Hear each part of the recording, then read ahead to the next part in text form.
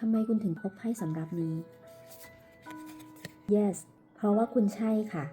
คุณเป็นผู้ที่มีพลังใจที่จะดูแลหัวใจตัวเอง คุณเป็นคนที่เหมาะกับไพ่สำรับนี้ มีคลื่นความถี่พลังงานที่สอดคล้องกับไพ่ที่คุณจะสามารถพัฒนาและเติบโตด้วยเครื่องมือไพ่ชุดนี้นะคะ คุณใช่คนที่คิดมากกว่าพูดออกมาหรือเปล่าคะ คุณใช่คนที่ค่อนข้างมีโลกส่วนตัวสูงหรือเปล่าคะ คุณชอบพูดในใจกับตัวเองมากกว่าการบอกเล่าให้คนอื่นฟังหรือเปล่าคะ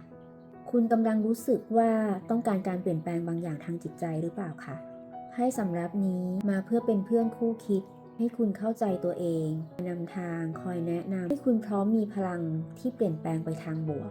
กับข้อความบนไพ่46ใบถ้าคุณเองก็รู้สึกว่าถูกดึงดูดกับไพ่สำรับนี้ไม่บังเอิญนะคะ